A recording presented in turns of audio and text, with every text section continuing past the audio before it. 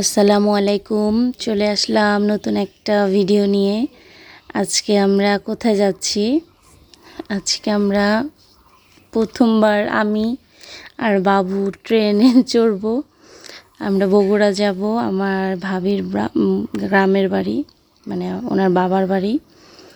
তো এই তো তারপরে আজকে আবার পহেলা বৈশাখ, সবাই পহেলা বৈশাখ তো আর পালন করব না, আমরা তারপরে একটু ম্যাচিং ম্যাচিং সাদা লাল বাবুকে একটা ড্রেস কিনে দিছি, ওটা পরাইছি পয়লা বৈশাখ উপলক্ষে। তো এই তো সবাই বের হয়ে গেলাম। আমরা কমলাপুর থেকে ট্রেনে চড়ব। তো এখানে কিছুক্ষণ ওয়েট করলাম, প্রায় 1 ঘন্টার মতো ওয়েট করছি। তো বাবু তো শুধু এখন ধরে ধরে হাঁটতে চায়, বসানো যায় না ওকে। তো এই তো ট্রেনের জন্য অপেক্ষা। এই প্রথম আর কি আমি এখানে আসছি, কখনো আমি ট্রেনে জার্নি করিনি।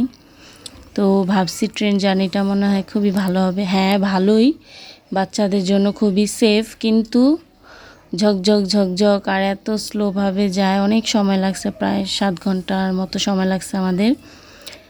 এইটা হচ্ছে যমুনা ব্রিজ, যমুনা নদীর ব্রিজ। হ্যাঁ, এই ব্রিজটা আগে ভাঙা ছিল, পরবর্তীতে মানে যখন আমি শুনছি আরও 4 বছর আগে যে ব্রিজটা নাকি ভাঙা, এখান দিয়ে খুব স্লোভাবে যায়, এই কারণে আমি কখনো যাওয়ার সাহস করি নাই। তো যখন শুনলাম এটা ঠিক হয়ে গেছে, এই জন্য আমি বাবুকে নিয়ে গেলাম।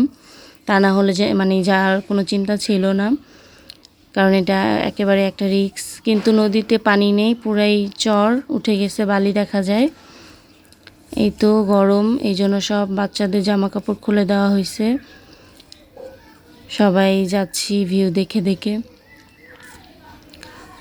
ভালোই লাগে, বাসের থেকে ভালো, কিন্তু আপনার প্রচুর সময় লাগে। বাসের মধ্যে ঝাঁকাঝাঁকি, ক্যাচকাওয়াজ, তারপরে রিক্স থাকে আরেকটা গাড়ি আসবে, কিন্তু এখানে কোনো রিক্স নাই। আপনি সুন্দরভাবে যেতে পারবেন এবং বাচ্চারাও হাঁটতে পারে ট্রেনের মধ্যে, কোনো সমস্যা হয় না। তো এই তো আমরা প্রায় 6:30টার দিকে সব মানে আসার পর সাথে সাথে সবাই গোসল করে নিছি। এখন খেতে বসলাম, মুরগি ভুনা আর হচ্ছে ডিম। এটা হচ্ছে সকালবেলা পরদিন। ভিউটা এত সুন্দর, ঠান্ডা ঠান্ডা ছিল, আর প্রচুর কারেন্ট যায়, রাতেও কারেন্ট গেছে। তো কারেন্ট কালকেও গেছে, প্রায় 8টা বাজে, রাতে 12টা বাজে আসছে।